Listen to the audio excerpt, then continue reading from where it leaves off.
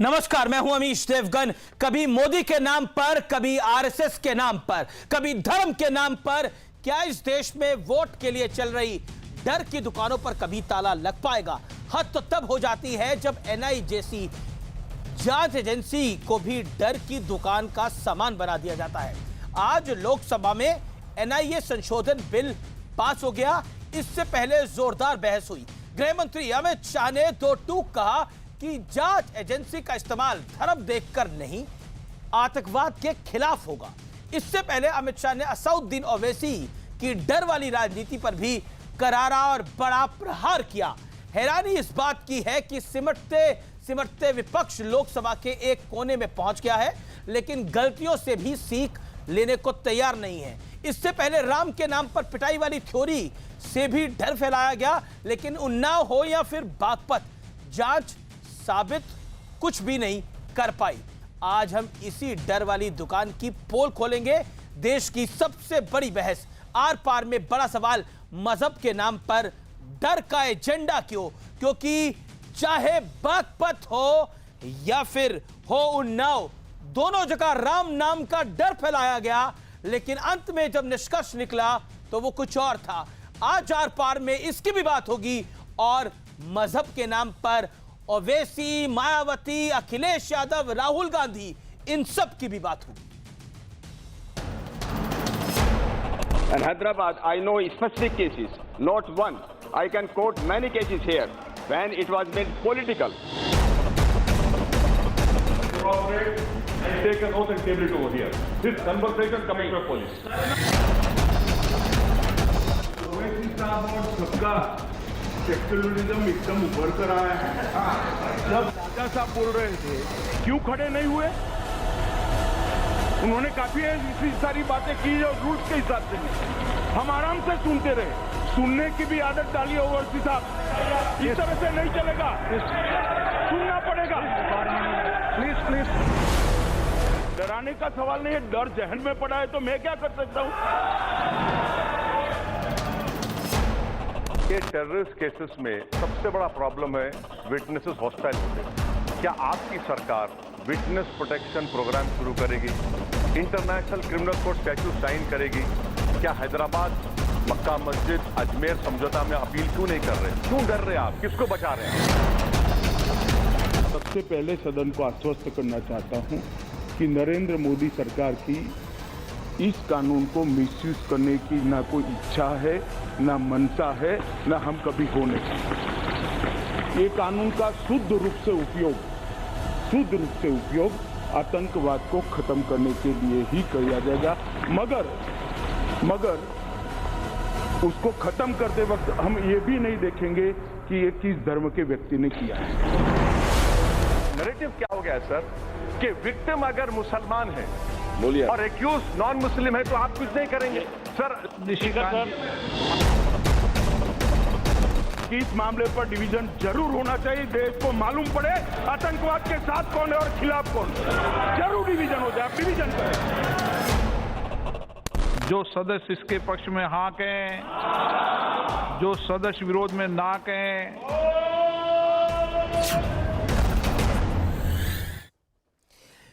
और अब विश्लेषण सुनिए। आज इस देश में पता लगना चाहिए कि जो वाकई डर का काम कर रहे हैं, डर की दुकान चला रहे हैं, उनका एजेंडा क्या है। मजहब के नाम पर डर का एजेंडा सुनिए और उसका विश्लेषण सुनिए। पहले आरएसएस और मोदी के नाम पर डराया, ये हार्ड फैक्ट है। उसके बाद फिर राम नाम पर डराने की सियासत का पर्दाफाश हुआ। कुछ हुआ नहीं कि जय श्री राम बुलवाया जा रहा है, इसलिए पीटा जा रहा है, लेकिन तमाम थ्योरियां गलत निकली। उन्नाव की थ्योरी गलत, बागपत की थ्योरी गलत, लेकिन सब आज चुप है। श्री राम के नाम पर डराया गया। इस देश के अंदर यह प्रपंच किया गया कि श्री राम के नाम से लोगों को डर लगे। उसके बाद आगे बढ़ता हूं मैं। अब आतंकवाद के खिलाफ कड़े कानून से डराने की साजिश बेनकाब हुई। एनआईए का बिल जब पास हो रहा है, अब क्या कह रहे हैं कि मुस्लिम लड़कों को पकड़ा जाता है और मुस्लिम विक्टिम जब होता है तब कार्रवाई कुछ और होती है, और दूसरी कास्ट का विक्टिम होता है, धर्म का विक्टिम होता है तो काम कुछ और होता है। मुझे बताइए, इस देश के अंदर आतंकवाद के नाम पर कब भेदभाव हुआ है? कब सब भेदभाव हुआ है आतंकवाद के नाम पर, चाहे खालिस्तान का गैंग हो और चाहे ये सेकुलर गैंग हो, कभी भी भेदभाव नहीं किया। आतंकी आतंकी होता है, लेकिन अगर उस आतंकी के धर्म में आप घुसना चाहते हैं तो आपका इलाज कोई नहीं है, आपका इलाज आपकी खुद की मानसिकता है। आज आर पार में कभी ना देखे जाने वाली बहस हम करेंगे। मेरे साथ जबरदस्त पैनल है बात करने के लिए। अवनीश अवस्थी हैं स्टूडियोज में मौजूद, उनका स्वागत है। महमूद प्राचा मेरे साथ जुड़ रहे हैं, उनका स्वागत है, अभिनंदन है। मेरे साथ निगत अब्बास हैं, उनका स्वागत है। निगत, बिना लाग लपेट के बहस की शुरुआत में आपसे करता हूं, सवाल दो टूक में पूछता हूं। ओवैसी साहब आज जिस तरह से बोल रहे थे, आपने भी सुना, उससे पहले भगवान श्री राम के नाम पर डराने का काम महमूद प्राचा ने भी किया, और महमूद प्राचा ने तो यह तक कहा कि अब लगता है हथियार उठाने पड़ेंगे। यह भी इन्होंने बोला एक कार्यक्रम के अंदर। निगत अब्बास, देखिए, हमारे देश में ना कुछ गैंग्स पनपती हैं, जैसे अवार्ड वापसी गैंग है, सिलेक्टिव सेक्युलर गैंग है। एक ही नई गैंग पनपी है जिसका नाम है फसादी गैंग, जो सिर्फ और सिर्फ फसाद मचाने का काम करते हैं। और इनके सरमोर का नाम सुनिए, सबसे पहले तो ओवैसी साहब, उसके बाद महबूबा मुफ्ती, मायावती, अखिलेश जी, राहुल गांधी जी, और अब हमारे महमूद प्राचा भाई भी वही काम कर रहे हैं। अरे भैया, जब देश को आगे बढ़ाने की बात होती है तब ये परचम विरोध का लेकर आ जाते हैं। महिलाओं को आगे बढ़ाने की बात होती है तब ये परचम विरोध का लेकर आ जाते हैं। जब आतंकवाद को खत्म करने की बात होती है तभी परचम विरोध का लेकर आ जाते हैं। इनसे कोई पूछे, आतंकवाद से इतनी बेपनाह मोहब्बत ये क्यों करते हैं, और अगर करते हैं तो ये भगवान का नाम क्यों बदनाम करते हैं? अपना चले जाए, आतंकवादियों के साथ रह ले, कोई आपत्ति तो महमूद प्राचा, मैं आपका रुख करता हूं। आप मुझे बताइए, बड़ा स्पष्ट सवाल मैं पूछता हूं, ये डर की दुकान क्यों बढ़ाना चाहते हैं? आज अमित शाह ने बोला जब सदन के अंदर कि आज पता लगना चाहिए देश के साथ कौन खड़ा है, आतंकवाद की लड़ाई के साथ कौन खड़ा है और उसके खिलाफ क्यों खड़ा है। राम के नाम पर झूठ फैलाया गया, कहा गया उन्नाव में और बागपत के अंदर जो घटनाएं हुई वो घटनाएं भगवान श्री राम के नाम पर थी, लेकिन असलियत क्या निकली? एक लड़की छेड़ने के नाम पर थी, एक खेल के अंदर लड़कों का झगड़ा था। अब आप मुझे बताइए, ये फसाद कौन करवाना चाहता है इस देश के अंदर? असलियत निकाल भी ली आपने अमीश देवगन जी इतनी जल्दी? भाई, उत्तर प्रदेश पुलिस ने निकाली है। ये अब पुलिस की एजेंसी पर आपको यकीन नहीं है तो यकीन किस पर है? मैं कह तो रहा हूं ना, आपने निकाल ली ना इतनी जल्दी। मैंने नहीं निकाली, पुलिस ने निकाली है ना। अमीश देवगन कौन होता है निकालने वाला? मेरे पास कोई जांच एजेंसी नहीं है आपकी तरह जो 15 मिनट के अंदर बता देती है कि हाँ ये फैसला है। झारखंड की पुलिस ने, मैं वही तो कह रहा हूं ना। और आपने यहाँ पे अपने आके करोड़ों दर्शकों को बता दी इतनी बात, इतनी ज्यादा तकड़े ढंग से कि सब आपकी बात पे यकीन करेंगे, क्योंकि आपके तो बड़े फॉलोअर्स हैं। ये है जो मजबूर कर रहा है ये मिसयूज सरकारी मशीनरी का। झारखंड की पुलिस ने तबरेज को चोर बना दिया। तबरेज क्या चोर था? ये है वजह कि राष्ट्र। अच्छा, एनआईए से क्या तकलीफ है? के लिए अमित शाह नहीं, मनीष तिवारी कह रही है कि एनआईए नहीं, मनीष तिवारी कह रहे हैं। अब आप मुझे बताइए, जांच एजेंसी को ताकतवर बनाने से राजनीतिक इस्तेमाल का खतरा है। एनआईए की निष्पक्षता पर पहले ही सवाल खड़े हुए हैं, आगे भी हो सकते हैं। ओवैसी साहब कह रहे हैं कि विशेष धर्म के लोगों को टारगेट किया जाता है। मनीष तिवारी कह रहे हैं कि आतंकवाद से लड़ने वाली एजेंसी को ताकतवर नहीं बनाना चाहिए। किसकी तरफ खड़े हैं आप लोग? बताइए और स्पष्ट करिए इस देश के सामने। नहीं। फिर आप अमीश देवगन जी ऐसी बात बोलेंगे जो कि तथ्यों से परे है। अच्छा, कैसे? ना मनीष तिवारी जी ने ये बोला और ओवैसी साहब ने जो बोला उसका तात्पर्य मैं आपको बताता हूं। मैंने दोनों को पढ़ के बताया। मैंने दोनों को पढ़ के बताया। आप तात्पर्य ढूंढिए, मैंने बयान को पढ़ा। फिर आप पढ़ के तात्पर्य क्या होता है? आतंकवाद तात्पर्य क्या होता है? बताने दीजिए। तात्पर्य किस खेत की मूली है मुझे बताइए। तात्पर्य वो होता है जो तात्पर्य किस खेत की मूली है? आतंकवाद होता है, उसमें तात्पर्य ढूंढेंगे क्या? दूसरे तथ्य तात्पर्य ढूंढेंगे क्या? होता है, मैं बता रहा हूं ना आपको। अमरनाथ यात्रियों पर हमला होता है, उसमें तात्पर्य ढूंढेंगे क्या आप लोग? बम धमाका होता है, उसमें तात्पर्य ढूंढेंगे क्या आप लोग? अपना समर्थन करने के लिए ही सबको बुलाना चाहते हैं तो उनको बोलने दीजिए। आप जिस प्रकार से दूसरों को चुपचाप सुनते हैं, मुझे भी सुनिए। मैं आपको फिर एक मिनट देता हूं। बताता हूं आपको। नाराज मत होइए आप प्राचा साहब। मैं बताता हूं आपको क्यों एनआईए का मिसयूज का शक क्यों आता है। क्योंकि एनआईए के चीफ हैं अभी वाईसी मोदी कौन है? जिन्होंने जो एक मेंबर थे उस कमेटी के, जिन्होंने 2002 के दंगों में मोदी जी को क्लीन चिट दी, क्योंकि वो व्यक्ति हैं जिसने हरिन पांड्या की इन्वेस्टिगेशन की और हाईकोर्ट ने उनके खिलाफ टिप्पणियां की। ये वो व्यक्ति हैं, इसलिए शक जाता है कि एनआईए का मिसयूज होगा। भाई एक सेकंड एनआईए का कानून मजबूत होना चाहिए। एक सेकंड एनआईए का मिसयूज हो सकता है। अच्छा, मतलब बड़ा कमाल है आपका लॉजिक जो है वो इतना बेशुमार और इतना कमाल का है कि वाईसी मोदी पर आपको ट्रस्ट नहीं है। एक सेकंड, एनआईए की जांच एजेंसी पर आपको ट्रस्ट नहीं है, फिर भरोसा किस पर है? चलिए इन पे तो भरोसा नहीं है आपको। एक सेकंड, भरोसा किस पर है? 30 सेकंड में वो भी बता दीजिए। मेरे आपको 2 मिनट दे दिए पूरे। जो डायरेक्टर हैं वाईसी मोदी, आपको भरोसा किस पर है? चले वाईसी मोदी पे भरोसा नहीं है और 2 मिनट में वो भरोसा नहीं है, 2 मिनट में से लश्कर तैयबा पे भरोसा है। आप भी साथ बोलते रहे मेरे 2 मिनट में से 1 सेकंड मुझे बताइए ना, भरोसा किस पर आप साथ बोलते रहे मेरे। आप क्या करना चाहते हो, ये है वजह। आप एक देखो, मैं आपका एग्जांपल देके बताता हूं। आपका काम क्या है? आप एक निष्पक्ष चैनल हो, लेकिन आप अमीश देवगन जी बोलने नहीं देते, जो सरकार के विरोध में कुछ भी बोलता है। तब से ये बोल रहे हैं आप। ये आप इस देश की प्रीमियर एजेंसी को कह रहे हैं मेरे को उस पर भरोसा नहीं है। मैंने तो जनाब आपसे प्राचा साहब, मैं कह रहा हूं नाराज मत होइए। देश का प्रीमियम चैनल हो प्राचा साहब, मेरा निवेदन सुन लीजिए। साथ बोलते हो प्राचा साहब, यही अच्छा आपको ऑडियो में 10 सेकंड के लिए डाउन कर रहा हूं। प्राचा साहब, मैं आपको 3 सेकंड का अनइंटरप्टेड दोबारा टाइम दे दूंगा। आपको भरोसा किस पर है? यही वजह है। आपको भरोसा किस पर है मुझे ये बताइए। जिन पे भरोसा नहीं है वो तो आप नाम बता रहे हैं। भारत की एजेंसी पे भरोसा नहीं है, भारत की सरकार पे भरोसा नहीं है, भारत के प्रधानमंत्री पे भरोसा नहीं है, भारत के गृह मंत्री पे भरोसा नहीं है। भरोसा किस पर है? भरोसे पे आइए, भरोसा किस पे? 30 सेकंड में बताइए भरोसा किस पे है? भरोसा है जो नजर आता है।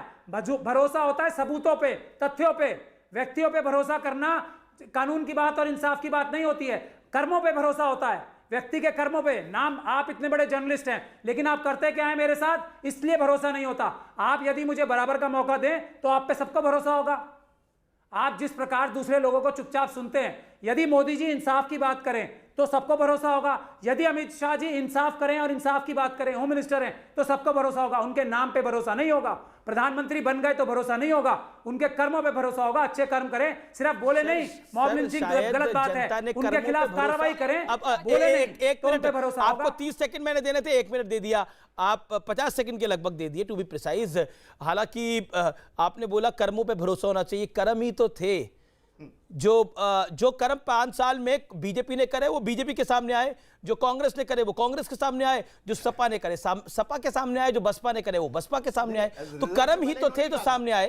ठीक है, अपनी जबरदस्ती यहां कर्मों का फेर समझाया जा रहा है, लेकिन कर्मों का फेर ऐसा देखो कि राम के नाम पर डराने वाले भी बेनकाब हुए और अब एनआईए के नाम पर डराने की एक नई दुकान खोली जा रही है। और क्या कहा जा रहा है? मनीष तिवारी कह रहे हैं एनआईए जांच एजेंसी को ताकतवर बनाने से राजनीतिक इस्तेमाल का खतरा है।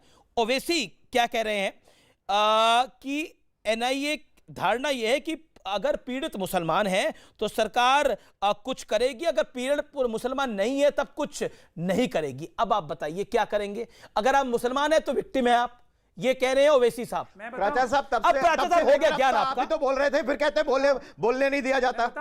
ये ना सबसे बड़ी बात ये प्राचा साहब, आपकी ना बड़ी हंसी उड़ती है क्योंकि इतना सफेद झूठ बोलते हो। देखने वाले आपके पास ट्विटर भी आते होंगे, ट्वीट भी आते होंगे कि लगातार आप बोल रहे हो, उसके बावजूद कहते हो कि मुझे बोलने नहीं दिया जाता। ठीक है, पहली बात तो ये। प्राचा साहब, कर्मों को याद करिए, कर्मों को याद करिए, थोड़ी देर कर्मों को याद करिए। वेदों में कर्मों के बारे में बड़े अच्छे से बताया गया है। एक सेकंड, वेदों को मेरा मानना है कि आपको थोड़ा उपनिषद वेद पढ़ने चाहिए। कर्मों के बारे में बड़ा अच्छा बताया गया है क्योंकि आप कर्मों पे बिलीव करते हैं, इसलिए मैं आपको जरा दे रहा हूं। सवर्णों के खिलाफ कितने केस हुए हैं? ना सर सवर्णों के खिलाफ कितने केस हुए हैं? अनलॉफुल एक्टिविटीज में, पोटा में, टाटा में, बता दीजिए मुझे सवर्णों के खिलाफ कितने केस बताएंगे। अब नीचे बताइए। ऐसा है। अब आप चुप रहिए, शांत महमूद साहब, आप शांत रहिए, ऑडियो डाउन करना पड़ेगा। अभी आप बोल लिए और लगभग 3.5-4 मिनट बोले, उसके बावजूद कहते हैं आपको बोलने नहीं दिया जाता। ये तो आपकी सच्चाई की हकीकत है, ये आपकी सच्चाई की हकीकत है। अब चुप रहिए, अब आपके लिए नहीं बोलेंगे, अब आप चुप रहिए ना। अब नंबर 1 बात, नंबर 2 बात, ये महमूद प्राचा वो है, यही महमूद प्राचा वो है जो लोग बाटला हाउस एनकाउंटर को झूठा कहते थे। ये वही लोग हैं जो हथियार उठाने की बात करते हैं। 26 जुलाई को लखनऊ में कोई ये करने जा रहे हैं, अपना कोई सम्मेलन करने जा रहे हैं, जहां कह रहे हैं कि हम हथियार उठा के बात करेंगे। यही वो लोग हैं जिन्होंने अपने सेनाध्यक्ष को सड़क छाप गुंडा कहने की हिमायत की थी, पत्थरबाजों को नहीं। लेकिन इसीलिए मैं कहता हूं कि इनको बोलने देना चाहिए, क्या कि देश की जनता ऐसे चेहरों को अच्छी तरह से पहचान ले, कोई शक शुबा ना रहे कि कौन है ये लोग जो आतंकवादियों का साथ देने को कहते हैं कि हम इस सरकार की आलोचना कर रहे हैं, ये देश की आलोचना कर रहे हैं, देश का विरोध कर रहे हैं। ये देश लगातार पिछले 30 सालों से एक आवाज नहीं निकली आज तक महमूद प्राचा की, एक आवाज नहीं निकली कि इस देश में कश्मीर से 5 लाख हिंदुओं को निकाल दिया गया। कभी इसकी आवाज नहीं निकली इनकी, कभी इनको, कभी नसीरुद्दीन शाह को डर नहीं लगा, कभी शबाना आजमी को यह नहीं लगा कि स्थितियां बदल गई, कैसे देश में कैसा माहौल हो गया है, कभी नहीं लगा। प्रकाश भी मेरे साथ जुड़ गए हैं। शोएब जमाई, मैं आपका रुख करता हूं। आज संसद में आपने अमित शाह को सुना, अमित शाह ने जो बात कही, मैं उस बाइट को दोबारा भी प्ले कर सकता हूं अगर आप चाहेंगे तो। अमित शाह ने बहुत स्पष्ट रूप से कहा कि दूसरे लोग बोल रहे थे, हम सुन रहे थे, अब हम लोग बोल रहे हैं तो आपको सुनना चाहिए, सुनने की आदत डालिए। ओवैसी साहब ने बोला आप डराइए मत, बोला आपके जहन में डर है तो इसका मैं कुछ नहीं कर सकता। ओवैसी साहब फिर कहते हैं कि सिर्फ मुसलमानों को विक्टिम बनाया जाता है एनआईए द्वारा, बाकी किसी और को विक्टिम नहीं बनाया जाता। मनीष तिवारी कहते हैं कि जांच एजेंसी को ताकतवर बनाने से इसका राजनीतिक इस्तेमाल का खतरा है। अब आप मुझे बताइए, एनआईए से डराने की दुकान, पहले श्रीराम से डराने की आप ही बोल रहे थे कि उन्नाव में देखिए क्या हुआ, बाकी जगह क्या हुआ, रिपोर्ट आपके सामने है। जी अमीश जी, देखिए पहले तो मैं एक डिस्क्लेमर दे दूं कि मुझे कांग्रेस का समर्थक ना समझा जाए। बिल्कुल बिल्कुल, आपको नहीं कोई समझ रहा। बिल्कुल, मैं एक मुस्लिम चिंतक हूं और अपनी एक अलग आवाज रखता हूं। कांग्रेस का तो प्रवक्ता ही नहीं आ रहा, समर्थक की बात क्या है? एक विचारधारा जो है मैं अपनी रखता हूं।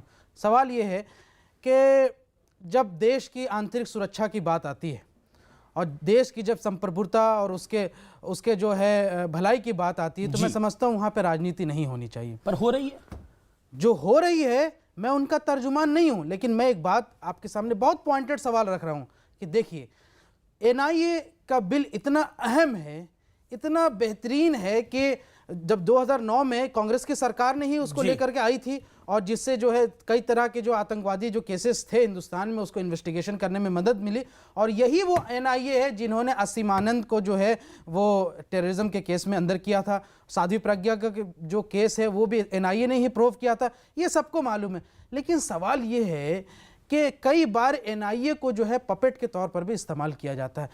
इसमें अगर आप कैसे, सवाल ये है कि अगर आप एनआईए को बहुत गंभीर, आपको भी ऐसा लग रहा है जो ओवैसी साहब का आरोप है कि नहीं, अगर मुझे ऐसा नहीं लग रहा है जी, लेकिन मेरा ये कहना है कि इतने इंपॉर्टेंट महत्वपूर्ण बिल को इतनी जल्दबाजी में, इतनी हैस्टली उसको पास कराने की क्या जरूरत है? उस पर क्या चर्चा नहीं होनी चाहिए? जो है विस्तारपूर्ण चर्चा नहीं होनी चाहिए?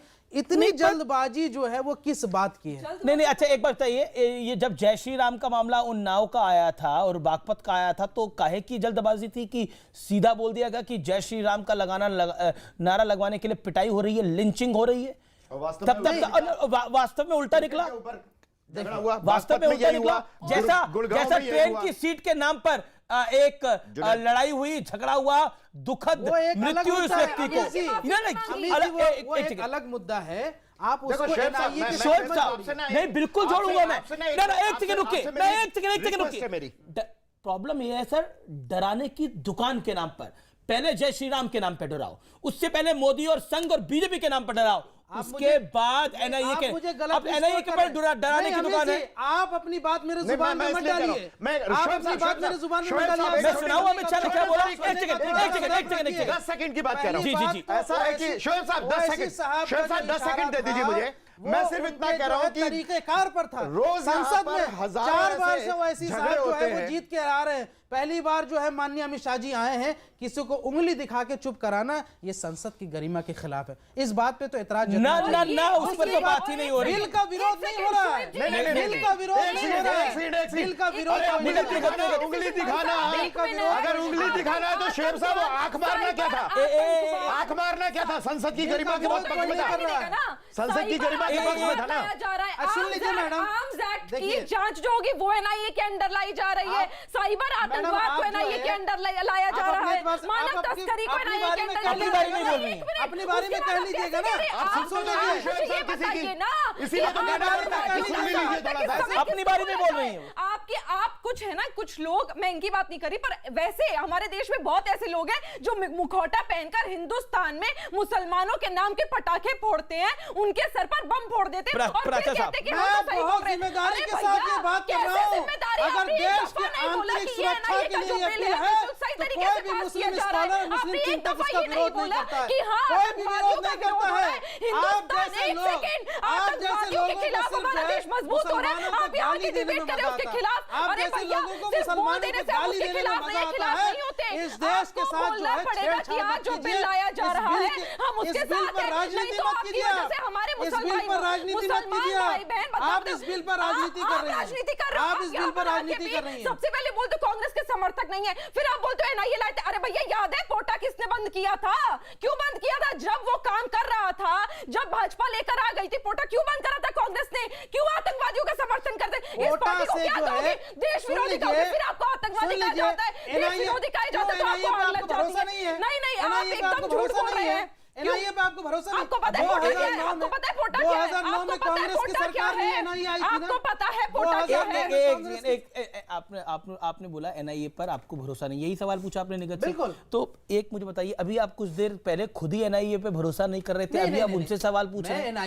मुझे समझ में आ रहा, मुझे नहीं समझ में आ रहा। मुझे अपनी टाइम पे बोलिए। सुन लीजिए आप मेरी बात। जी। देखिए, सब लोगों को मालूम है किस तरीके से देश की बहुत सारी संवैधानिक जो संस्था उसके साथ कॉम्प्रोमाइज किया गया। इलेक्शन कमीशन को भूल गए आप, सीबीआई को भूल गए आप, किस तरीके से इस्तेमाल होता है अमीश जी आप भी जानते हैं। और मैं आपसे ये उम्मीद करता था कि आप भारतीय जनता पार्टी के स्पोक्स पर्सन ना बने, मैं समझता था कि आप रेफरी बन के काम करें, लेकिन बड़े अफसोस की बात है कि आप भी प्लेयर बन करके शामिल हो जाते हैं। मीडिया का बहुत जो है इसमें अब शोएब साहब सुन लेंगे। वर्ल्ड कप खत्म हो गया, प्लेयर साहब, आप प्लेयर साहब की बात कर रहे हैं, आप कह रहे हैं आप भी प्लेयर ना बनिए। देखिए, मैं तो इस देश का खिलाड़ी हूं और मुझे लगता है इस देश के लिए सबको खेलना चाहिए, चाहे वो पत्रकार हो, चाहे वो बुद्धिजीवी हो, चाहे वो तथाकथित हो, सबको खेलना चाहिए देश के लिए। मैं इस देश के लिए एक सेकंड सर कौन सी आवाज आपकी दब रही है? कौन से विपक्ष की आवाज दब रही है? और जहां तक देश से खेलने की बात है, मैं गर्व से कहता हूं मैं देश के लिए खेलता हूं और अंतिम सांस तक इस देश के लिए खेलूंगा। कम वोट में ठीक है। देश से मेरे खेलने पर बहस नहीं है, ये मेरे खेलने पर बहस नहीं है। इस समय मैं आपके खिलाड़ीपन पर बात कर रहा हूं। ठीक है, मेरे साथ सतीश प्रकाश भी जुड़ गए हैं। सतीश प्रकाश, आपके पास मैं आता हूं।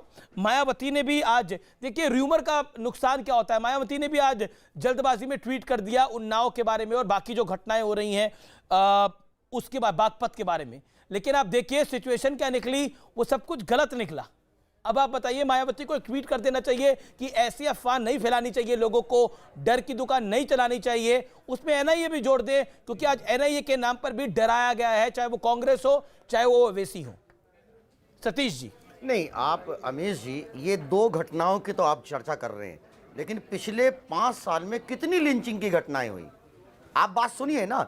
दूसरी बात यह है कि स्टेट की नहीं, आप सुनिए ना। आपको मैं आप पत्र आना चाहिए, कितनी हुई है लिंचिंग? चुनौती दे रहा हूं, चैलेंज कर रहा हूं आपको। अरे आप सुनिए, आवाज को थोड़ा नीचे रखें सर, फिर आवाज को थोड़ा नीचे ही रखें मेरी। हाँ, बता रहा हूँ, लेटेस्ट। अरे जहां संविधान की रक्षा होती है, आज इलाहाबाद हाई कोर्ट के कोर्ट रूम में भी लिंचिंग हुई है। प्रकाश, इलाहाबाद हाई कोर्ट के जज के कोर्ट रूम में भी लिंचिंग हुई है। एक लड़का लड़की जो अपनी पसंद से शादी करते हैं, उसको पुलिस बचाने नहीं आई, उसके लिए जज बाकायदा अपने बराबर के कोर्ट रूम में लेकर के गए, उनकी सुरक्षा की। और इलाहाबाद हाई कोर्ट की सुरक्षा सतीश मायावती जो है पे किया था। ये सही कह रहे हैं सतीश, ऐसे ही ना डाक बंगला वो जो था ना गेस्ट हाउस में ऐसे ही हुआ था। सतीश प्रकाश, गेस्ट हाउस में ऐसी सुरक्षा थी। हाई कोर्ट गेस्ट हाउस का मालूम है ना, मांग को लेकर के। अरे सतीश, गेस्ट हाउस में क्या हुआ था, हमला कैसे हुआ था? चेक कर, वो भी गेस्ट हाउस में हुआ था। नहीं, आप सुनिए, गेस्ट हाउस में हमला हुआ था ना। की बात छोड़िए, किसने दी थी आपसे सवाल? सुरक्षा किसने दी थी गेस्ट हाउस में? सतीश टॉपिक पर रहिए। सतीश, मेरी रिक्वेस्ट ये है, सतीश सुरक्षा एक सेकंड ऑडियो डाउन करना पड़ेगा। सतीश जी, मेरा निवेदन ये है कि आप टॉपिक पे रहिए। आप अभी आप उन लड़के लड़की पे चले गए हैं। एक सेकंड, अभी कंफ्यूजन ये है, वो लड़का दलित है, वो लड़का ठाकुर है, वो लड़का है क्या? दूसरी बात, वो बंदूक उठा रहा था, बंदूक नहीं उठाता था, बड़े सारे कंफ्यूजन है। उस विषय पर नहीं आइए, उस पर हम अलग से एक कार्यक्रम करेंगे। आप बोलिएगा आपका दिल इतना है। मायावती ने आज जो ट्वीट करा, मैं तो उसकी बात कर रहा था, आपकी नेता ने ट्वीट करा, मैं तो उसकी बात कर रहा था, आप उसमें राजस्थान में एक व्यक्ति को पुलिस लेकर के आ जाती है, उसकी हत्या कर देती है, उसकी पत्नी के साथ गैंग रेप करती है, उसके नखून खींच लेती है, ये भी एक लिंचिंग है ना। तो सवाल तो मैं बीजेपी से नहीं पूछ रहा हूं। अगर राजस्थान के अंदर कांग्रेस की सरकार है तो सवाल तो उनसे भी पूछेंगे। और अगर जहां बीजेपी की सरकार है, केंद्र में बीजेपी की सरकार है, अगर लोग सुरक्षित नहीं है, एक तरफ आप 5 ट्रिलियन इकोनॉमी की बात करते हैं, अरे इकोनॉमी मजबूत ऐसे थोड़ी होती है, लोग ऐसे इन्वेस्ट थोड़ी करेंगे। 5 सालों में एक बम विस्फोट नहीं हुआ। आपको याद नहीं, लाजपत नगर, सरोजिनी नगर, बनारस, जयपुर, अहमदाबाद, बम्बई, आपको याद नहीं? ये देश आपका चेहरा देख रहा है अच्छी तरीके से। अच्छी बात है, देख ले ऐसे चेहरों को अच्छी तरह से देख ले देश की जनता कि ये लोग हैं जो आतंकवाद का समर्थन करते हैं। आतंकवाद के समर्थक हैं ये सारे लोग। पिछले 5 सालों में एक बम विस्फोट नहीं हुआ, एक भी बम विस्फोट नहीं हुआ। और यही है वो लोग, और ये खुद पिटे थे। गेस्ट हाउस कांड में क्या हुआ था उस दिन की सुरक्षा याद है? मैं विषय पर लेके आना चाहता हूं। सारे ऑडियोज डाउन, सारे ऑडियोज डाउन, सारे ऑडियोज डाउन, सारे ऑडियोज डाउन। आप दोनों के चेहरे दिख रहे हैं, ना आप गेस्ट हाउस काउंट की बात कर रहे हैं और ना आप पता नहीं कौन कौन सी 500 लिंचिंग की बात कर रहे हैं। सतीश, ऑडियो डाउन है आपका। ना हम 500 लिंचिंग की बात कर रहे हैं। मायावती ने जो आज लिखा, मैं उसकी बात कर रहा था। मेरा कहना यह था कि पहले मोदी और आरएसएस और बीजेपी पर के नाम पर डर की दुकान थी। अब इस डर की दुकान का एक्सपेंशन हुआ, हारने के बाद थोड़ा और एक्सपेंशन हुआ, राम नाम पर डराया जाए देश को। फिर अब एक्सपेंशन हुआ एनआईए के नाम पर डराया जाए। तो मैं ये आपसे जानना चाह रहा हूं कि ये डर की दुकान क्यों, और अमित शाह ने आज क्या बोला सदन के अंदर, वो मैं सुनाता हूं। और दोबारा एक सेकंड, सब आप जवाब देने को तैयार है, कोई सवाल का जवाब तो देता नहीं है। उसके बाद एक सेकंड, बिल्कुल आप मेरे सवाल का जवाब दीजिएगा। सतीश भाई, आप भी सुनिए अमित शाह ने आज क्या बोला, थोड़ा आपको भी पता लगे क्या बोला। मुझे लगता है बिना पढ़े डिबेट को करने आ गए हैं। सुनिए और फिर मैं आपका जवाब ले लूंगा। एक सेकंड रुक जाइए, अमित शाह को सुनिए सदन में क्या बोला। सतीश जी को रखिएगा दूसरी विंडो में, एक विंडो में रखिए। डालिए ओवैसी साहब, डराने का सवाल नहीं है, डर जहन में पड़ा है तो मैं क्या कर सकता हूं। सबसे पहले सदन को आश्वस्त करना चाहता हूं कि नरेंद्र मोदी सरकार की इस कानून को मिसयूज करने की ना कोई इच्छा है, ना मंशा है, ना हम कभी होने का। ये कानून का शुद्ध रूप से उपयोग आतंकवाद को खत्म करने के लिए ही किया जाएगा। मगर उसको खत्म करते वक्त हम ये भी नहीं देखेंगे कि ये किस धर्म के व्यक्ति ने किया है। तो सतीश जी, आपने अच्छी तरह से सुना कि आतंकवाद को खत्म करते वक्त देखा नहीं जाएगा कि कौन से धर्म का व्यक्ति है, लेकिन ओवैसी साहब को क्या लगता है, उनको क्यों लगा ऐसा? नहीं, देखो मेरा अमीश जी, एक बात को हमको बड़ा गंभीरता से सोचना चाहिए। सरकारें चेंज होती रहती हैं, ये एक लोकतांत्रिक व्यवस्था की एक प्रक्रिया है। लेकिन अगर जांच एजेंसियों का व्यवहार सरकार के चेंज होने पे बदल रहा है तो देश को कहीं ना कहीं सोचना पड़ेगा। यही जांच एजेंसियां अगर मालेगांव ब्लास्ट की जांच करती हैं तो कुछ लोग के ऊपर शक जाता है, कहीं ना कहीं एविडेंस आते हैं। केंद्र में अगर सरकार चेंज होती है तो इसी एनआईए की भाषा चेंज हो जाती है। तो ऐसे बातों में जो है, अरे हमको ये नहीं मतलब, जांच एजेंसियों का काम जांच एजेंसी होना चाहिए, उसका काम जांच करना है, उसका काम निष्पक्ष जांच करना है, ना कि सरकार के इशारे पर काम करना है। और इसके ऊपर सवाल तब तक उठते रहेंगे अगर जांच एजेंसियों का व्यवहार यही रहेगा। ठीक है, आपने अपनी बात को रखा। ओवैसी साहब ने क्या बोला वो भी मैं बाइट में आपको सुना दूंगा। लेकिन आपने, ओवैसी साहब कह रहे हैं कि हम डरने वाले नहीं हैं और धर्म के नाम पर कार्रवाइयां होती हैं। मैं अपनी जैश अवस्थी आपका रुख करता हूं, लेकिन आपने जो बात बोली और यही बात महमूद प्राचा, मालेगांव, साध्वी प्रज्ञा और सीमानंद इसकी बात बोली थी। लेकिन कब हुआ था ये केस, और उसके बाद 4 साल 3.5 साल किसका शासन था? क्या चार्जशीट फाइल हुई थी? जवाब देना पड़ेगा। देखिए, और दूसरी तरफ यह है कि एनआईए का बेजा इस्तेमाल हो रहा है। एक एग्जाम्पल बताइए, पिछले 5 साल के अंदर एनआईए का बेजा इस्तेमाल हुआ हो किसी के भी खिलाफ। हम आतंकवाद को धर्म के नाम पर खुद जोड़ रहे हैं और फिर कह रहे हैं कि हमें जोड़ा जाता है। नहीं, एक सेकंड, ये तरीका गलत है। एग्जैक्टली अमीश, मैं ये कह रहा था कि जब पकड़े जाते हैं तो कहते हैं आतंकवाद का कोई धर्म नहीं होता, और अब कह रहे हैं कि एक धर्म के लोगों को सताने के लिए ये सदन में बोला गया भाई, ये सदन में बोला, ओवैसी ने बोला, ये सतीश प्रकाश यहां बोल रहे हैं, महमूद प्राचा यहां बोल रहे हैं। ये और देश की जनता इनको देख रही है, बिल्कुल अच्छी तरह साफ तरह से देख रही है। लेकिन हैरत की बात है, सर मैं हैरत की बात यह है, सतीश सुनिए, सतीश एक एक करके सब बोलेंगे, एक एक करके सब बोलेंगे, कोई बीच में नहीं बोलेगा। जिस सीबीआई के पास, जिस सुप्रीम कोर्ट में मेरा नाम लेके झूठ ना बोलना। हमने कहा था मूर्तियों के बारे में, उसी से तो आकर लेते हैं जन्म जन्मांतर का संबंध, और 1 महीने के अंदर संबंध तोड़ देते हैं। ये राजनीतिक, ये जो राजनीतिक है ना, ये राजनीतिक महमूद प्राचा की बात जारी दीजिए। राजनीति इस देश के लिए ये असली बात। ना ना रुकिए 5 मुसलमानों के ऊपर लगाया, 2 अप्रैल का आंदोलन होता है, आप लाखों दलितों के ऊपर मुकदमे डालते हैं, कितने लोगों को आप एनआईए में लगाते हैं। उसी में मध्य प्रदेश का एक आदमी इसमें क्यों मुसलमान का नाम क्यों लेकर आ रहे हैं? इस देश का मुसलमान, इस देश का मुसलमान तरक्की पसंद है, इस देश का मुसलमान आतंक के खिलाफ है। आप इस देश के मुसलमान को क्यों बदनाम कर रहे हैं आप लोग? आप क्यों, आपके पास ठेकेदारी है मुसलमानों की क्या? नहीं, mister Satish Prakash, mister Satish Prakash, you and your leader, नहीं यू एंड योर लीडर ठेकेदार ऑफ मुस्लिम। नहीं, आप और आपकी नेता मायावती ठेकेदार है मुसलमानों की। उधर ओवैसी ने ठेका ले रखा है मुसलमानों का, उधर राहुल गांधी ने ठेका ले रखा है मुसलमानों का। काम है। नहीं, आप लोग ठेकेदार है मुसलमानों के। क्या कहता है? एक सेकंड, आप लोगों ने ठेका ले रखा है मुसलमानों का, उसको पास जानी ना चाहिए। नहीं। अरे आतंकवाद का अगर हमला होता है ना हिंदू देखा जाता है, ना मुसलमान देखा जाता है, ना सिख देखा जाता है, ना ईसाई देखा जाता है, ना अमीश देवगन देखा जाएगा, ना महमूद प्राचा देखा जाएगा, ना निगत अब्बास देखी जाएगी, और ना मौलाना साहब देखे जाएंगे बगल में मेरे बैठे हुए, सब उड़ा दिए जाएंगे। किसका रो होंगे तब आप लोग? सर ये भड़काने का काम बंद करिए, और ये दुकानें चलाने का बाद काम बंद करिए। ये एक्सपोज हो रहा है पूरी तरह से, और ये देश समझे कौन दुकान चला रहा है, कभी भगवान राम के नाम पर, कभी आरएसएस के नाम पर, कभी मोदी के नाम पर, और अब एनआईए के नाम पर मुसलमानों को डराने का काम। मोदी अगर आरएसएस का नाम आ जाता है तो आपको इतना दिक्कत एक क्या होती है? सेकंड। आप तो निष्पक्ष पत्रकार है ना। अरे सर निष्पक्ष पत्रकार हूं मैं, तभी बोल रहा हूं ये बात को। नरेंद्र मोदी प्रधानमंत्री नहीं है इस देश के।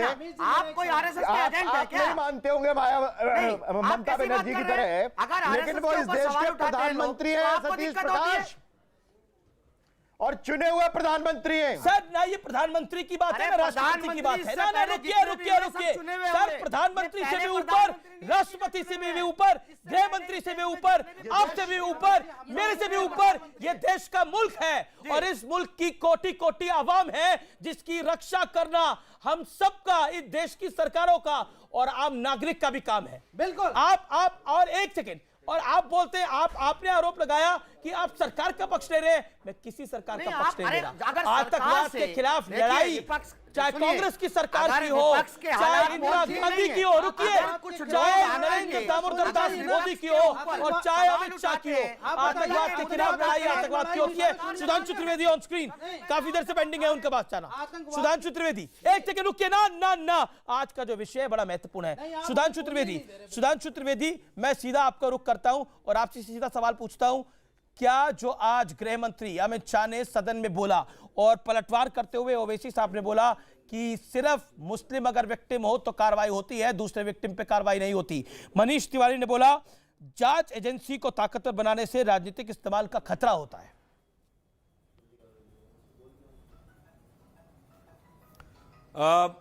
अमित जी, मैं कहना चाहूंगा कि पोटा की बात तो सब लोगों को याद आ रही है। पोटा तो लगाया हमने था, हटाया इन्होंने। मैं याद दिलाना चाहता हूं, TADA terrorist and destructive activities act Rajiv Gandhi की सरकार में आया, नरसिम्हा राव की सरकार में हटा। लगाया भी आपने, हटाया भी आपने, और क्या कहा कि साहब ये तो मुसलमानों के खिलाफ उपयोग हो रहा है इसलिए हटा रहे हैं। बताइए टाडा में कितने खालिस्तानी आतंकवादी निरुद्ध हुए थे, कितने बोडो के हुए थे, एनटीटी के सारे लोग उसी में हुए थे। और टाडा का बहुत ही फेमस केस, संजय दत्त मुस्लिम थे क्या? इसलिए अमित शाह जी ने कहा, बिल्कुल सच कहा, केवल और केवल वोट बैंक को पुख्ता करना, और इस सीमा तक जाके पुख्ता करना कि राष्ट्रीय सुरक्षा और उसके ऊपर मेरा काउंटर सवाल आपसे है कि आपकी सरकार भरोसा क्यों नहीं दिला पा रही ओवैसी को, मनीष तिवारी को, या फिर बाकी नेताओं को, या महमूद प्राचा जैसे लोगों को, कि ये कानून का बेजा इस्तेमाल नहीं होगा? Why they are not trusting you? Amish जी, मैंने यह बात जानते क्यों शुरू की? अटल जी की सरकार ने लगाया, मनमोहन सिंह ने हटाया, चल भैया मान लिया अटल जी की सरकार भाजपा की थी, विश्वास नहीं रहा था। अरे भैया राजीव गांधी ने लगाया, नरसिम्हा राव ने हटाया, वहां कौन विश्वास अविश्वास था? भाजपा 2 सीटों की थी, मगर जहनियत यही थी, सुरक्षा पे राजनीति करना और मजहबी वोट बैंक तैयार करना। इसीलिए जब आतंकवाद होता है तो उसका मजहब नहीं होता है, जब वो सजाए याफ्ता हो जाता है तो उसका मजहब दिखने लगता है, अफजल हालात का मारा दिखने लगता है, याकूब मेनन की जुडिशियल किलिंग होने लगती है। मगर जब ढाका में बाकायदा कुरान शरीफ की आयतें पूछ पूछ कर लोगों को मारा जाता, जिसमें दुर्भाग्य से कुछ मुस्लिम भी मर गए क्योंकि वो नहीं सुना पाए, तो आतंकवाद का मजहब नहीं होता है। जब जाकिर मूसा कहता है ये कश्मीरियत की नहीं इस्लामी खलीफत की लड़ाई है, तो आतंकवाद का मजहब नहीं होता है। जब श्रीलंका में 4 चर्चों में सीरियल बम ब्लास्ट होते हैं तो आतंकवाद का मजहब नहीं होता है। मगर अफजल गुरु को फांसी होती है, 4 आतंकी निरुद्ध होते हैं तो आतंकवाद का मजहब होता है। इसलिए एक पंक्ति कहना चाहूंगा, लोग मारे जा रहे हैं तो वो मॉब लिंचर्स के ऊपर मॉब लिंचर्स के ऊपर एनआईए की जांच होगी नहीं होगी, ये बता दीजिए। सारा का सारा डर उनके जहन में है।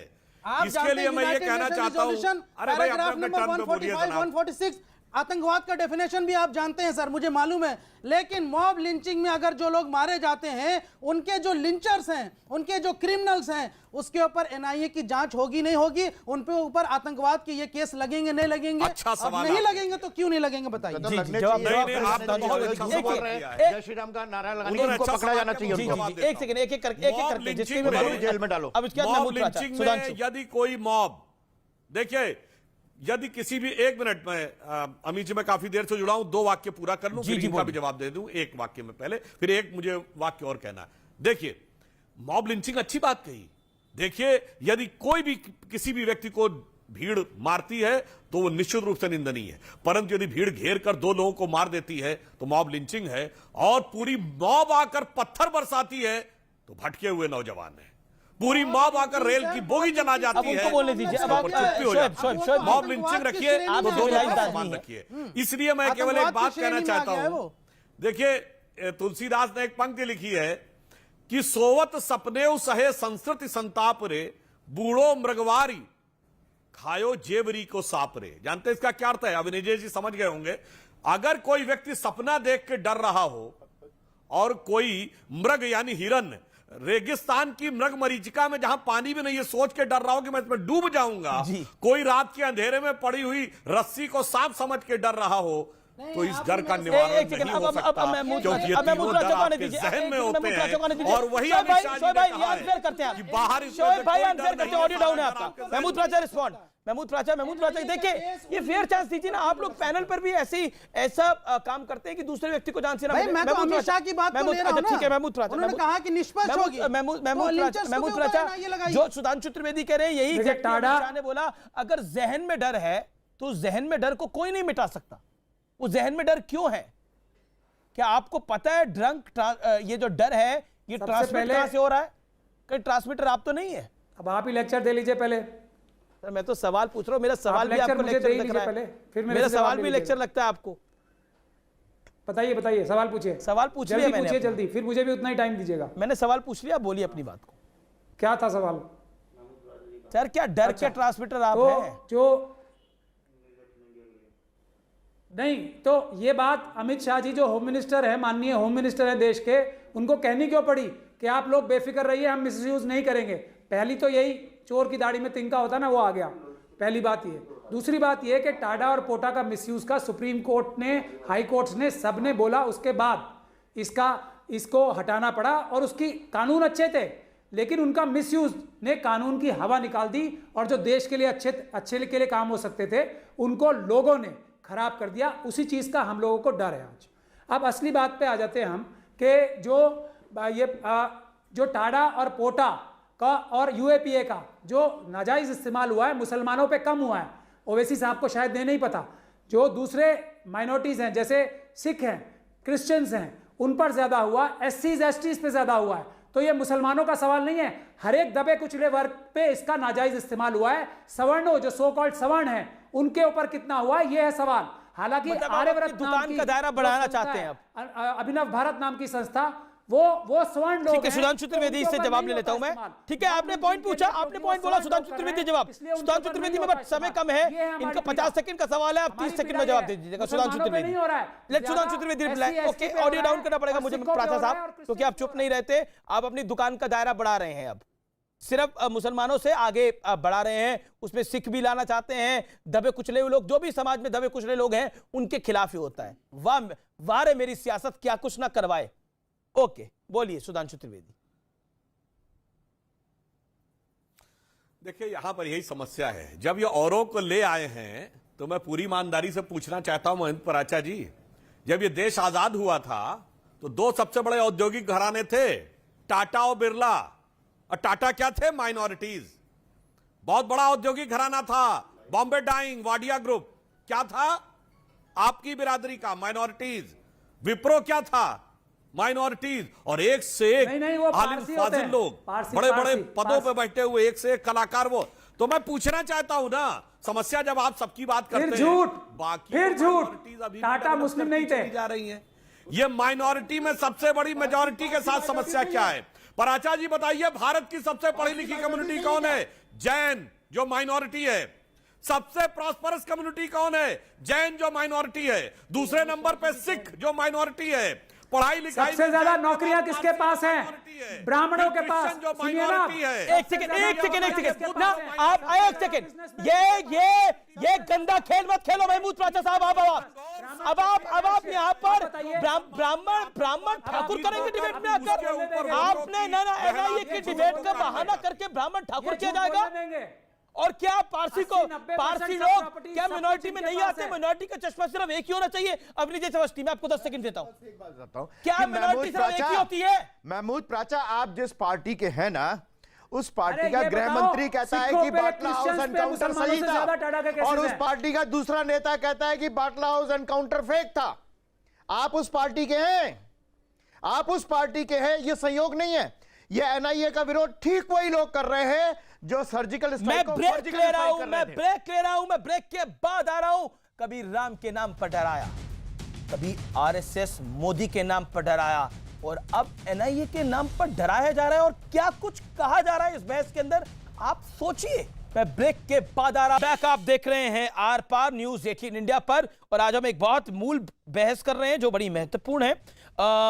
आखिरकार डर का एजेंडा, डर की दुकान कौन चला रहा है और कौन अपनी डर की दुकान को बढ़ा रहा है? अभी कुछ देर पहले महमूद प्राचा ने इस दुकान का दायरा काफी बढ़ाने की कोशिश करी। मैं सीधा दलित चिंतक और बीएसपी के समर्थक सतीश प्रकाश के पास इस दौर में जाता हूं। सतीश भाई, आपके पास आता हूं।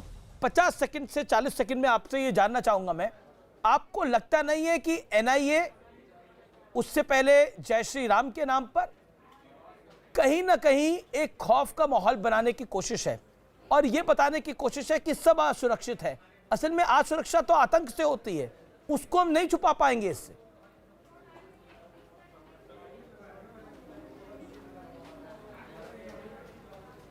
देखो अमीश जी, आतंकवाद एक समस्या है और वो देश की बड़ी समस्या है, और चूंकि केंद्र में बीजेपी की सरकार है और उसके खिलाफ कड़ी से कड़ी कार्रवाई करने की जिम्मेदारी भी बीजेपी की ही है।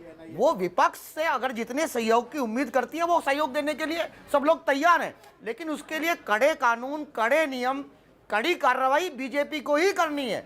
और मेरा सवाल ये है कि आप उसमें आज उसको हिंदू मुसलमान के बीच में बैठ करके, दलित मुसलमान के बीच में बैठ करके, एक बात मैं कहूंगा, आपको बुरी लगी अगर सुधांशु जी ने यह बताया है कि जैन अमीर है ना, सिख अमीर है, तो प्राचा जी ने क्या गलत पूछ लिया?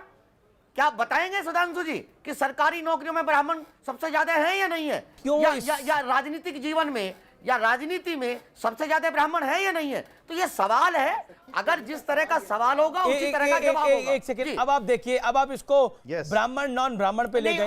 अपने अभी आपने बोला इसको हिंदू मुसलमान का बताने की जरूरत है। बड़ी खूबसूरत बात करी, बड़ी ज़हीन बात करी, बड़ी महीन बात करी। एक सेकंड रुकिए, एक सेकंड। लेकिन मुसलमान तक कौन लेकर गया ओवैसी?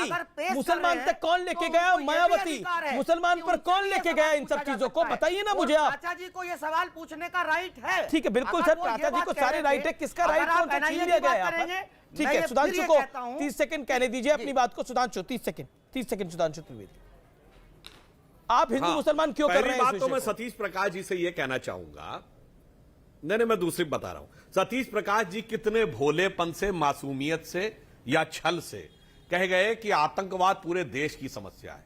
जनाब, आतंकवाद देश की नहीं पूरी दुनिया की समस्या है, और इसे पैन इस्लामिक टेररिज्म हम नहीं कहते, इसे ऑस्ट्रेलिया कहता है, इंग्लैंड कहता है, ब्रिटेन कहता है, फ्रांस कहता है, रूस कहता है, चीन कहता है, अमेरिका कहता है। इसलिए ये हमारा दिया नाम नहीं है, ये पूरी दुनिया का दिया हुआ नाम है। इसे बांग्लादेश कहता है, इसे अफगानिस्तान कहता है, और उसने सार्क में कहा है। फिर मैं आपसे कहना चाहूंगा, अरे भाई अपने अपने टर्न पे बोलिए। सतीश रुकिए, सतीश रुकिए, सतीश रुकिए।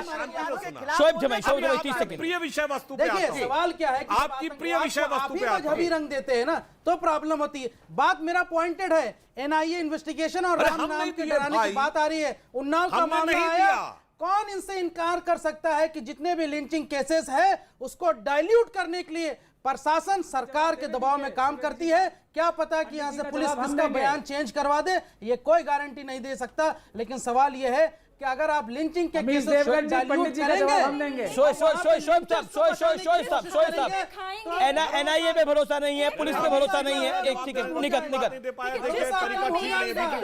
करिए, अपने बेटर में बोलिए, सबको वो काम मत करिए। सुधांशु, मैं आपके पास आ रहा हूं, होल्ड करिए। हिंदुओं के दिमाग को रिक कर दिया गया। ओवैसी साहब भी यही कहते हैं, आप भी यही कह रहे हैं कि दिमागों को और जो शासन है उसको रिक कर दिया गया। अरे भैया, जो ये कहता है 15 मिनट के लिए पुलिस हटा दीजिए, वो रिक कर रहा है ना, उसको कभी कोई नहीं कहेगा कि मुसलमानों के दिमाग को रिक किया जा रहा है। और जो ये कहता है, सुन लीजिए, जो ये कहता है कि मुसलमानों के इस देश में रहने का अधिकार नहीं है, वो क्या कर रहा है? जो ये कहता है कि मुसलमानों को पाकिस्तान चले जाने चाहिए, वो रिक नहीं कर रहा है। जो ये कहता है कि मुसलमानों को इस देश में सेकंड क्लास सिटीजन का दर्जा दे देना चाहिए, वो रिगिंग नहीं। एक सेकंड रुकिए, एक करके बोलिए। निकट को बोलने दीजिए। आप जैन ब्राह्मणों की बात करें, जनाब रुकिए।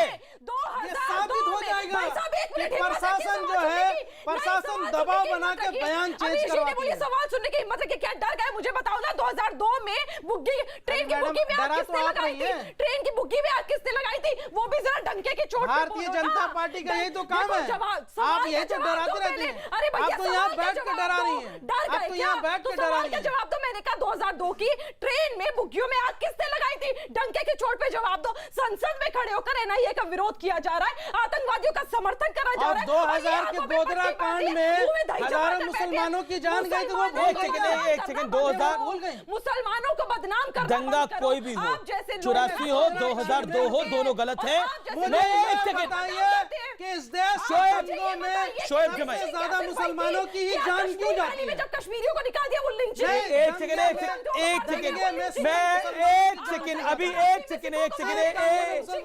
बैठिए, इत्मीनान से बैठिए। एक सेकंड सर, ठंडा पानी का गिलास लीजिए।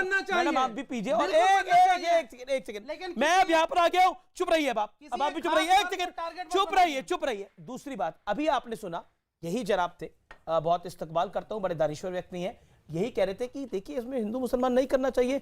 लेकिन आप देखिए किस शिद्दत के साथ बोला गया कि दंगों में मुसलमानों की जान ही क्यों जाती है। इंटरेस्टिंग बात यह है कि इस पूरे मैटर को हिंदू मुसलमान के एंकर, एक सेकंड बोलने देंगे अब आप ना, बोलने देंगे आप क्या बोलेंगे? निर्णय कर लीजिए, आप ही एंकर बन जाइए, मैं निकल लेता हूं यहां से। उसके बाद पूरे एंगल को मुसलमान एंगल दिया गया, और फिर कहा जा रहा है कि मैं तो हिंदू मुसलमान नहीं कर रहा, हम तो हिंदू मुसलमान नहीं कर रहे। अब नीजेश अवस्थी, प्रशासन पे भरोसा नहीं है, एनआईए पे भरोसा नहीं है, तो भैया भरोसा किस पर है? इनको सुप्रीम कोर्ट पे भरोसा नहीं। याकूब मेनन और अफजल गुरु की किलिंग को कहते हैं जुडिशियल किलिंग है। ये वो लोग हैं, यही है वो महमूद प्राचा जो सिग्नेचर करके कह रहे थे कि इसकी सजा खत्म की जाए। चुप रहिए वो लोग रात को 2 बजे उनको बोलने दीजिए 30 सेकंड। यही है वो लोग जो रात को 2 बजे सुप्रीम कोर्ट खुलवा रहे थे। यही तो कसाब को किस बात की जमीन मिलनी चाहिए? नहीं, फिर कसाब के साथ, कसाब जैसे व्यक्ति, कमाल है, कसाब को जमीन नहीं मिली, कसाब जैसे व्यक्ति को जमीन मिलनी भी नहीं चाहिए। कसाब जैसा कोई भी उसको जमीन नहीं मिलनी चाहिए। कसाब की बात करते हैं, रुकिए, उसकी बात भी मत करिए आप। एक मिनट बात खत्म हुई ना, आपने बोला अच्छा काम किया, बात खत्म हुई, काहे जिक्र कर रहे हैं? फिर खत्म बात हो गई। एक सिंपल मैं एक सेकंड, सुधांशु त्रिवेदी, महमूद राजा, मैं आपको 15 सेकंड दे सकता हूं। मैं 15 सेकंड आपको दे सकता हूं। क्या आपको लगता है कि इस धन पर अकेले मुझे इस दर की दुकान का आपको ग्राहक 2019 में तो कोई नहीं मिला, 2024 में आपको लगता मिल जाएगा कोई? सर ये देश काफी बदल गया है। आप पुराने ढर्रे पे चल रहे हैं। हम आप इस देश को खरीदार कास्ट के नाम पे बांटना चाहते हैं। अरे आपकी ज़हनियत देखी हमने अभी। हम तो सच्चाई के रास्ते पे चल रहे हैं। हमारा काम खरीदना और बेचना नहीं है। मैं त्रिवेदी जी की बात का जवाब देना चाहता हूं। त्रिवेदी जी ने कहा पूरी दुनिया में इस्लामिक आतंकवाद चल रहा है, तो फिर अगर ये मुसलमानों के खिलाफ ऐसे बोलना चाहते हैं तो मैं कह रहा हूं कि फिर ज्यादा मुसलमान क्यों बंद नहीं है टेररिज्म में, SC, ST और सिख और क्रिश्चियंस क्यों बंद है? तो फिर सुधांशु त्रिवेदी जी ये जवाब दीजिए। आपका जो सवाल है ना आपकी ji Sudhanshu 5 second I can last word 5 second. मैंने जो बताने का प्रयास किया था, जानते क्या किया था? कि जब आप एक वैश्विक समस्या को एक लोकल समस्या बताने की बात करेंगे तो पहला हुआ है आपके शरीर में कैंसर, और आप कहेंगे नहीं ये जो दिख रहा है ना ये तो एक छोटा सा घाव है। शुक्रिया, अभी शुक्रिया। समय इतना ही है, समय फिलहाल इतना ही है, लेकिन निष्कर्ष यही है आतंक का कोई रंग नहीं होता, कोई धर्म नहीं होता, लेकिन यहां पर धर्म भी बताने की कोशिश है और जांच एजेंसी पर भरोसा करने की भी बात नहीं है। असल में दुकान को एस्टैब्लिश करना चाहते हैं जो हो नहीं पा रही। नमस्कार, नेहा तैयार